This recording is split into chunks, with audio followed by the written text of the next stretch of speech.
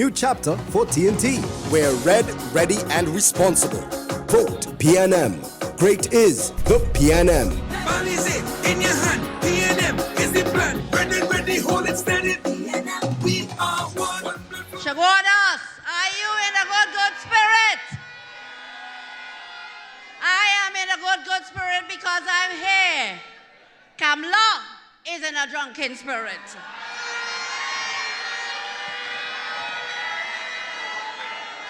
Here in the flesh tonight, here in the flesh, is our Honorable Prime Minister, George Richard Young, Senior Counsel, energetic, brilliant. Our political leader, Dr. the Honorable Keith Christopher Rowley, listening in to us. My colleagues who have shared the stage with me, Richie Sukai from Chaguanas East, Adam Hussain from Caroni Central, Mukesh Ram Singh from Claxton Bay, and all of the other visiting candidates who are going to be the next MPs come April 28th. I also acknowledge all of our visitors, our guests, our deputy political leaders, campaign manager, my colleague Foster Cummings, party executives, and of course, good night to you all and good night to our listening audience. Tonight we're talking business and we're talking diversification, right? And I must talk a little bit about Tanku's polls. He calls them growth polls. I say those are the polls that they dance on. But what a better place to talk business than in Chaguanas, because Chaguanas is the hub of economic activity, commercial activity. And my brother spoke about the traffic, and the traffic is because there's a lot of activity going on here. And Chaguanas truly represents the economic landscape of Trinidad and Tobago. From mom and pop shops, parlors, small businesses, family businesses, large businesses, malls, all through this borough of Chaguanas. And here as well, you would find every sector. You would find every banking institution present in Chaguanas. When you look at tourism, the Caroni Swamp is right here. Agriculture flourishes in Caroni Central and in Felicity. And there are a number of retail and distribution companies, construction, manufacturing. There are 5 e-tech parks in Chaguanas alone, all done under a PNM government. And there are medical and all of the other services. It is the hub of business.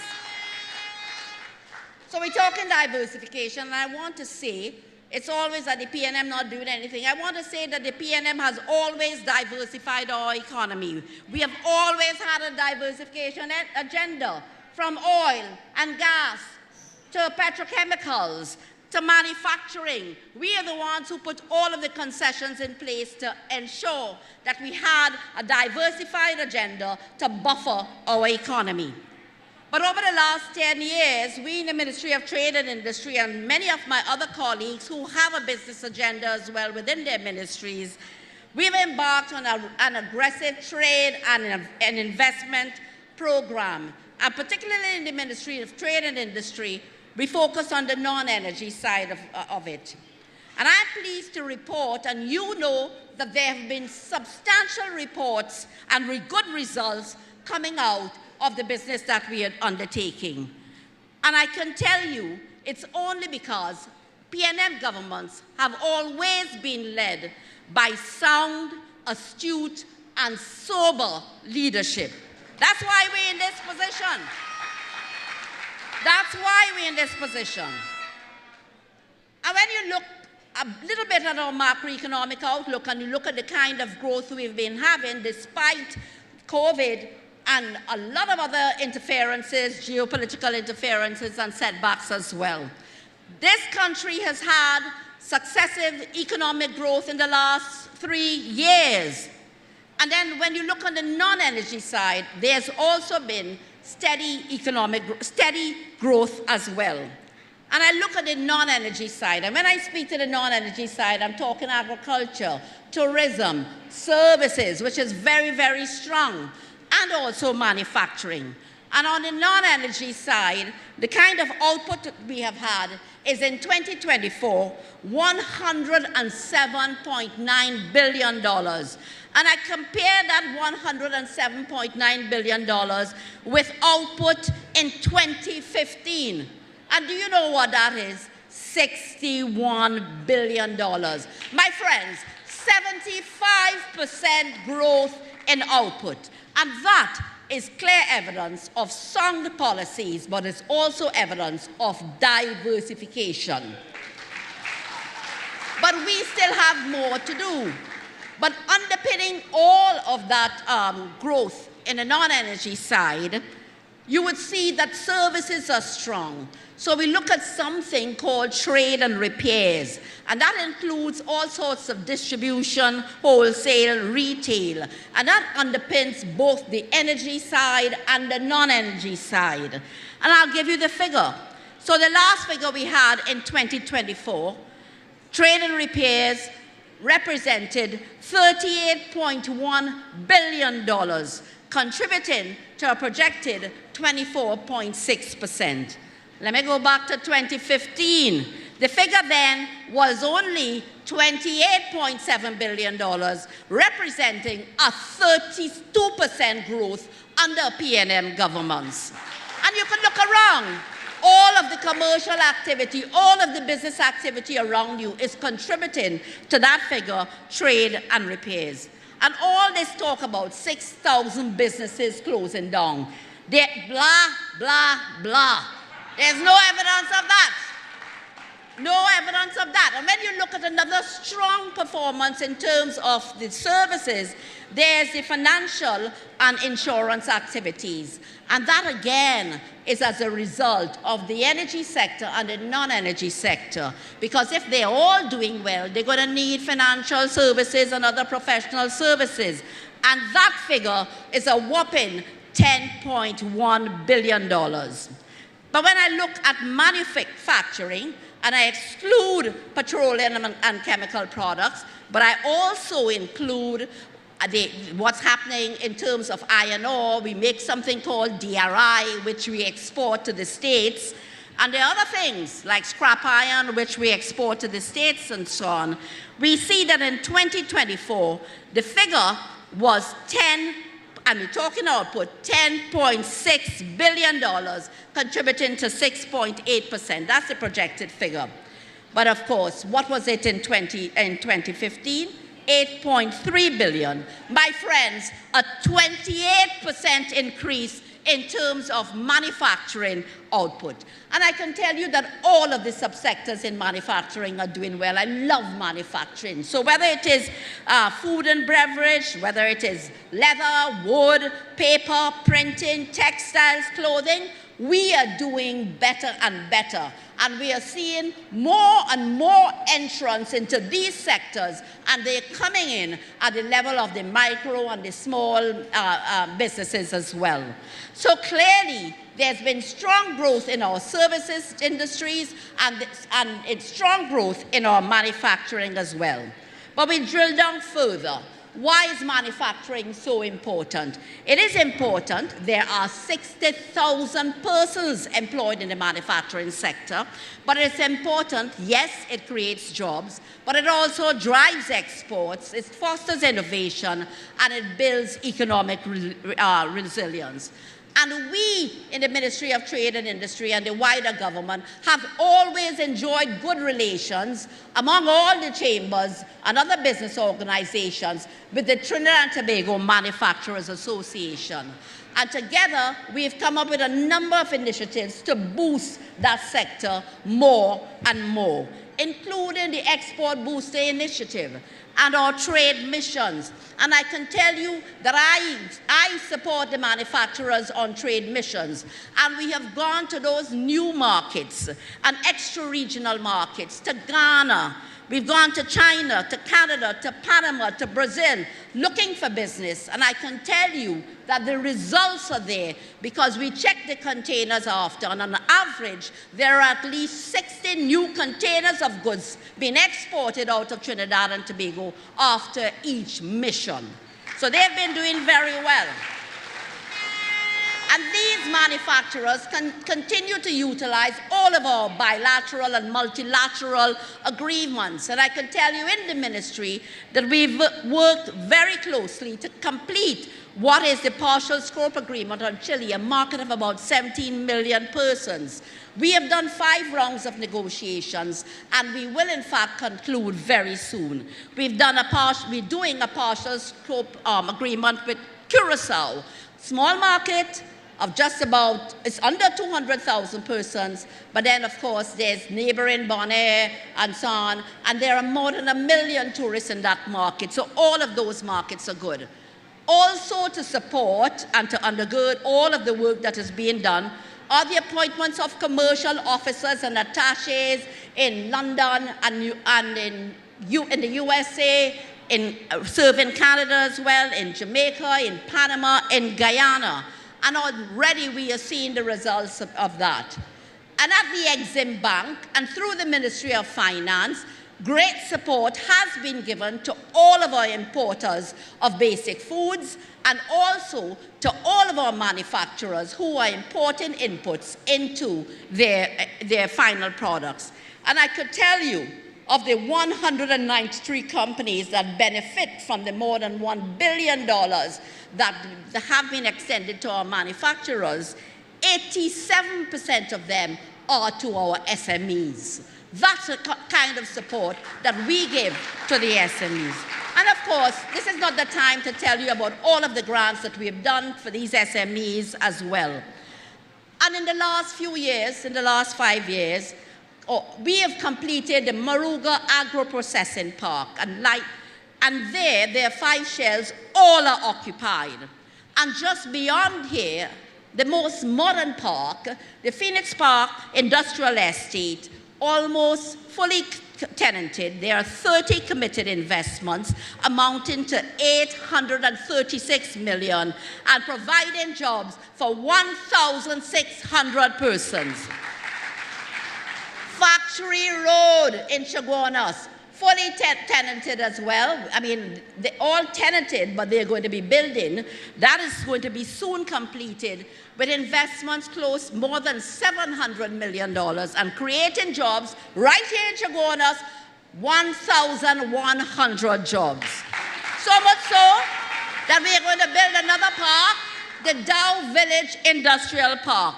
And I want to tell you, it is only the PNM government that has built industrial parks in Trinidad and Tobago, all 18 of them under successive PNM governments. So we're doing a lot, but we do also taking care of our young people.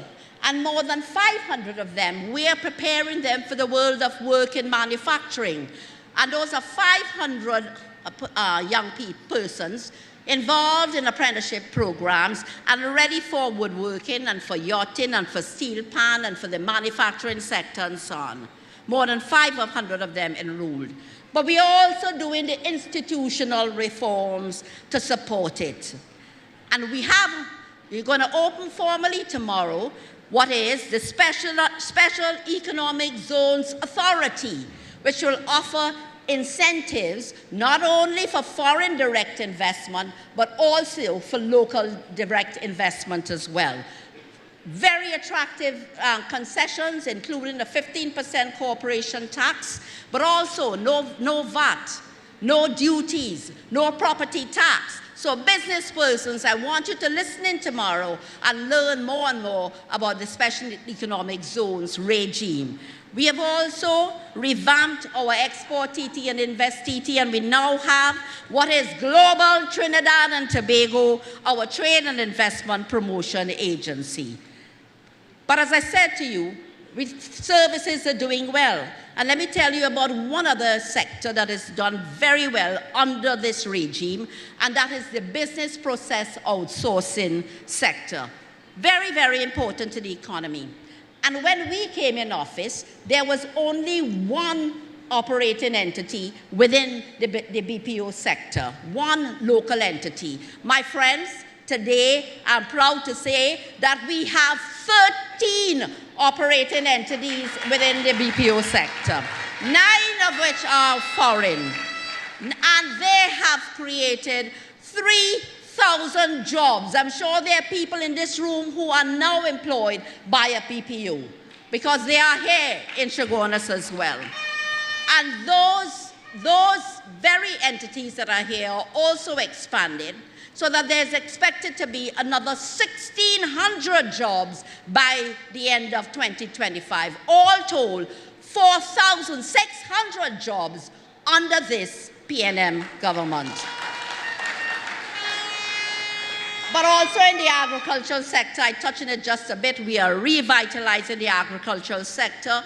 That industry is tax-free under the PNM, and there are a number of incentives and grants and several initiatives by my good friend here, Foster Cummings, by the ministry responsible for youth as well. And we are working as well in the Ministry of Tourism. We're talking diversification. And my friend Randall Mitchell has been doing a lot and ensuring we have the right incentives within the tourism sector as well. And there's continuous marketing of destinations and expansion of airlift. You would know that Frontier Airways is now in Trinidad and Tobago. You would have read in the news that Air Canada is returning to Trinidad and Tobago.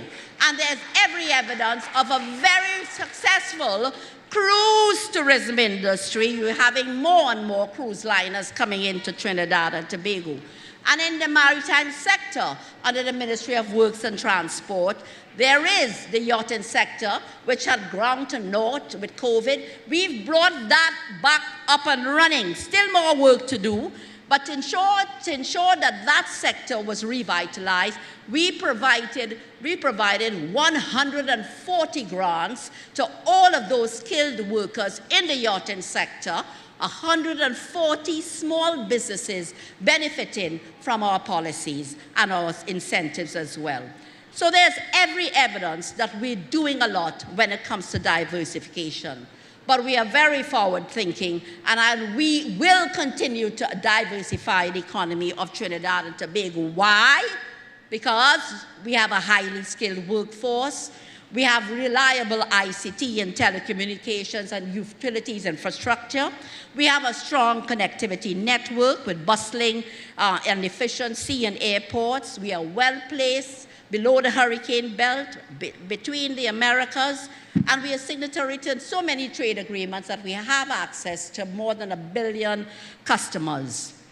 So I'm telling you that we are going to continue the diversification agenda in the manufacturing sector, and we are seeing high potential opportunities in agro-processing, in cocoa derivatives, and we're going to be talking a lot more about that, pharmaceuticals and nutraceuticals. We want to find niche areas and modernize all of our ancestral herbal remedies and cures. That can make good business.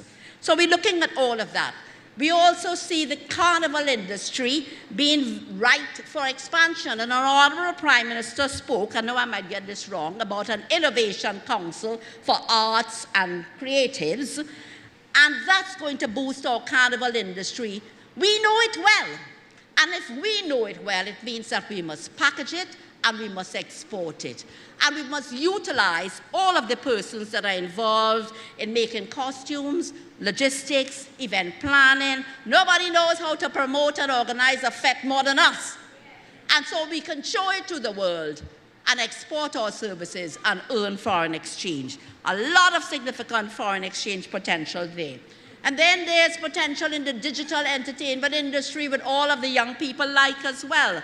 That is growing worldwide. You're talking about film, production-related services, animation, special effects, linkages to the music industry, advertising, marketing, and so on. Remember I told you, we are a skilled and creative workforce. We want to position Trinidad and Tobago as a regional hub for ICC services to attract investments. And there will be continued work in the maritime sector. The La Brea dry dock facility that we've been talking about, poised to capture the South American and Panamanian shipping vessel. But it's ideal for dry docking and ship repair, etc. And then, of course, we see a wave of activity again possibly with the investment in the marinas, in 2 marinas, in Tobago and in Trinidad. And don't think that we are sleeping on it. We are doing all of the necessary approvals to ensure that when the investment is ready, it is a go.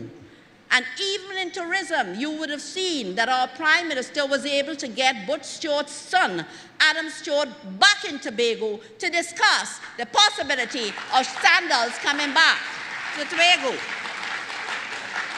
And I can tell you, you're going to find there's some other hotel stock coming into Tobago, and that is the Marriott Rocky Point Hotel, just finishing up all of the requirements at the level of the EMA and so on. So what I'm saying is that we have diversified. We understand the importance of diversifying, and we are going to continue on that diversification trajectory. But what does the UNC have planned for us? We're hearing about Tanku's 10 growth poles. We heard about that before. We heard that story because they had it in their 2010 manifesto. Did they diversify this economy? No. The answer is no. So all of these growth poles, blah, blah, blah, nothing. So I want to tell you all, don't be fooled. And he has the nerve to talk about economic zones because we have put in place special economic zones. That's what he's talking about, agro-processing parks. We were the first to put an agro-processing park in this country in Moruga.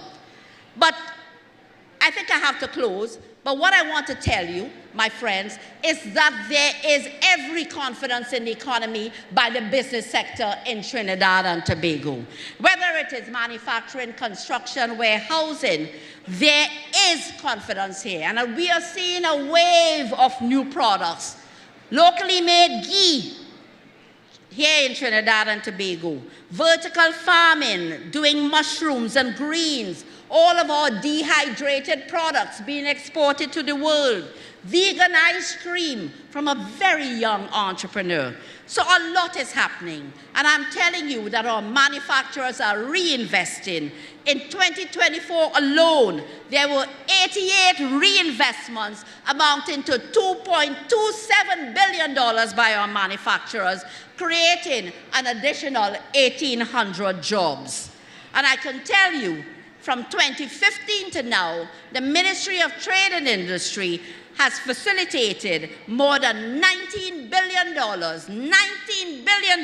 in investments and created close to 10,000 jobs. So we have been doing much when it comes to employment generation. But let me just quickly tell you about this thing again, this devaluation, Miss blah, blah, blah, with her economic plan. And using fancy words like, we're floating the dollar. We know it, Cami. That is the same as devaluation. And I want you all to think, all of the plans and the ideas that they're giving you, that amounts to $20 billion to add to the deficit. $20 billion. Who's going to pay for that? How are they paying for that? I'm talking now about a devaluation of $15 to 1. Do you know what that means? Are any of you old enough to remember the 1980s? I remember it. There were difficult times because oil prices collapsed, the economy plummeted, the NAR went to the IMF. There was a devaluation in 1985, another one in 1988. Businesses fell apart, jobs were lost, public sector was cut. Again, inflation skyrocketed. And to the young people, if you do not know what I'm talking about, ask your parents, ask your grandparents, because you have to be wise to understand the very negative effect of this kind of conversation and these proposals that Cami and her bunch have put on the table.